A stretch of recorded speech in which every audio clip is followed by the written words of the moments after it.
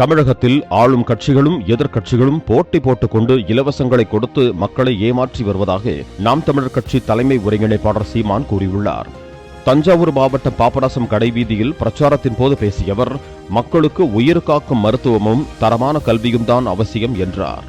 என் தோட்டத்தில், என் வயலில் வேலை செய்கிறவர்களுக்கு என் அம்மா 500 ரூபாய் கொடுக்கிறார் ஒரு நாளைக்கு.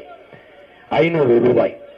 அப்போ 30 ரூபாய்க்கு கூட வசதி வாய்ப்பில்லாத நிலையில் என் தாயை, என் தங்கையை, என் அக்காவை வைத்தது என்ன ஆட்சி முறை? என்ன ஆட்சி முறை? எப்படிப்பட்ட ஆட்சி? படிப்பிக்கிற ஆசிரியன் எனக்கு சம்பள உயர்வு கொடுங்கள் என்று வீதியில் நிற்கிறார்கள், போராடுகிறார்கள். ஆசிரியர் பெருமக்கள், அறிவை வளர்க்கக்கூடிய ஆசிரியர் பெருமக்கள் வீதியில் நிற்கிறார்கள். அவர்களுக்கான ஊதிய உயர்வை கொடுப்பதற்கு அதிகபட்சம் செலவானால் 100 கோடி ஆகும். ஆனால் கடற்கரையில் இவர்கள் கட்டி வைத்த கல்லறை இருக்க சமாதி ஒவ்வொன்றும் 100 கோடி, 150 கோடி.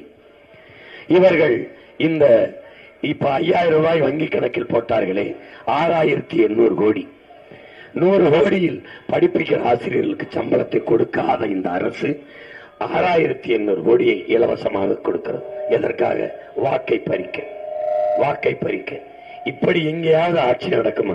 இப்படி எங்கேயாவது தன் நாட்டு மக்களை குடிக்க வச்சு அதிலிருந்து வருகிற காசை வாங்கி நாட்டை நிர்வாகம் செய்கிற ஆட்சியாளர்களை உலகில் எங்கே கண்டீர்கள்?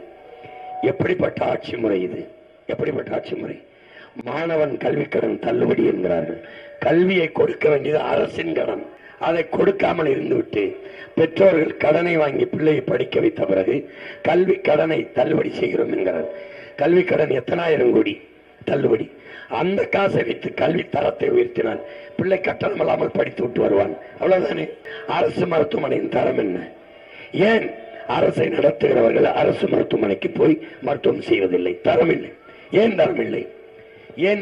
தரமில்லாத மருத்துவமனை யாருக்காக நடத்தப்படுகிறது?